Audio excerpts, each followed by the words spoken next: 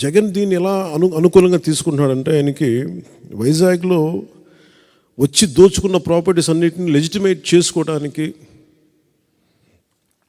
ఇది తెచ్చుకున్న చట్టంలా ఉంది. అంటే వైజాగ్లో వాళ్ళు దోచుకున్న ఆస్తులకి లెజిటిమైజ్ చేసుకునేందుకు చట్టంలో ఇది ఒకటి ఉంది. అలాగే ఈ పొలిటికల్ ఈ వాళ్ళ ఎవరినైతే ఇప్పుడు మీరు అంటున్నారు, మీరు కోర్ట్స్ని దాటేసి కోర్ట్స్ని అతిక్రమించి రెవెన్యూ అథారిటీస్కి హక్కు ఇచ్చేస్తే రెవెన్యూ వ్యవస్థ అంతా ఎవరైతే ప్రభుత్వాన్ని నడుపుతారో వారి చేతిలో ఉండదు. కోర్టులు ప్రభుత్వం చేతిలో ఉండవు.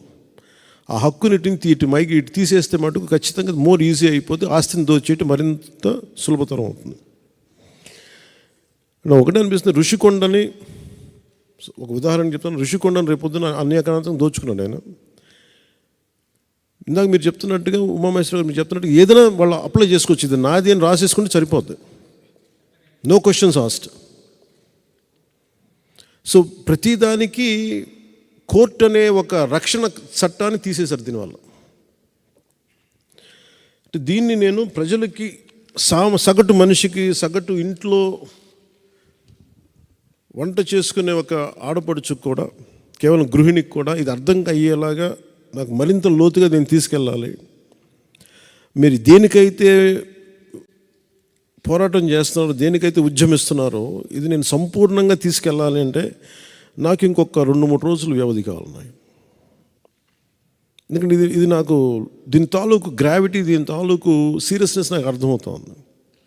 అండ్ ఎందుకంటే ఒక డ్రెకోనియన్ లా వచ్చినప్పుడు చాలా సున్నితంగా ఉంటుంది, పెద్ద ఇష్యూగా అనిపించదు. అది అప్లై చేసే కొద్దీ దాని అప్లికేషన్లో దాని తాలూకు మీరు ముందే సెన్స్ చేస్తూ ఉన్నారు.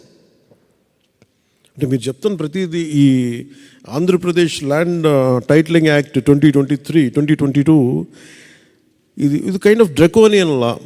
దాని ముందే మీరు గ్రహిస్తున్నారు, ఇంకా ప్రజల అనుభవంలోకి రాలేదు ఇంకా అది. అందుకని మీరు ఉద్యమిస్తున్నారు.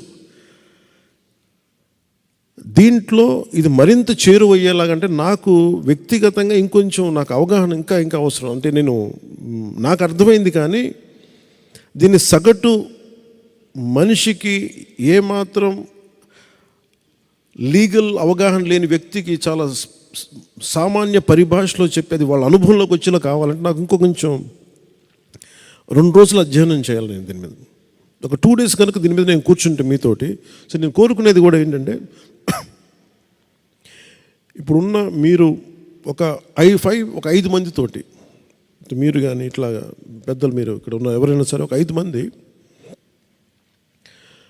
మీరు ఒక కమిటీలా కూర్చొని నాకు let me do a very detailed 1-on-1 understanding. దీన్ని తీసుకున్న తర్వాత మనం సంపూర్ణంగా దీన్ని అవగాహన చేసుకొని ఈరోజు ఎవరైతే రాలేదో మోర్ హ్యూజ్ మీటింగ్ పెడతాం దీని మీద.